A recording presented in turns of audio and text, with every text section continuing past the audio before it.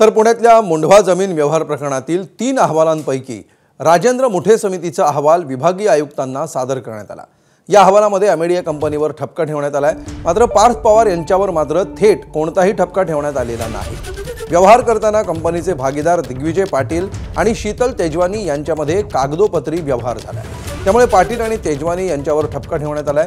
दस्त नोंदणी करताना कंपनीच्या नावे कुल मुख्त्यार पत्र असून देखील दस्त नोंदणी वैयक्तिक करणं, बंद झालेला आणि मुंबई सरकार असा उल्लेख असलेला 7/12 जोडणं यासह अन्य त्रुटी अहवालामध्ये निदर्शनास आणण्यात आले। सरकारी महसूल बुडवल्याचंही स्पष्टपणे या अहवालामध्ये म्हटलं आहे। तर या अहवालात ते काही ठळक मुद्दे आपण बघूया।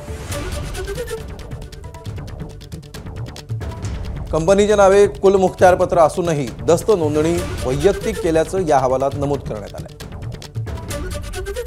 बंद झालेला आणि मुंबई सरकार असा उल्लेख असलेला 7/12 जोडलाय।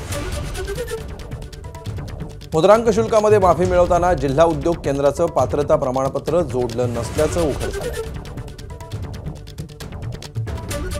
दस्त नोंदणीवेळी दिलेली मुद्रांक शुल्क माफी ग्राह्य ठरत नाही असाही निष्कर्ष आहे।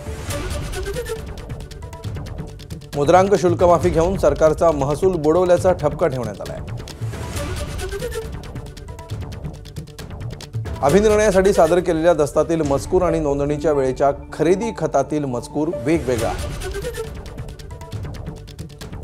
कंपनीचे भागीदार दिग्विजय पाटील, शीतल तेजवानी यांच्यामध्ये कागदोपत्री व्यवहार झाल्यामुळे त्यांच्यावर ठपका ठेवलाय। दरम्यान या प्रकरणावरून काँग्रेसचे प्रदेशाध्यक्ष हर्षवर्धन सपकाळांनी आणि अंबादास दानवेंनी काय म्हटलंय बघूया। आपल्याला आठवत असेल की नुकत्याच 2-3 दिवसांपूर्वीच वाचवा वाचवा वाचवा म्हणत अजित पवार हे दिल्लीला गेलेले आपल्याला दिसले।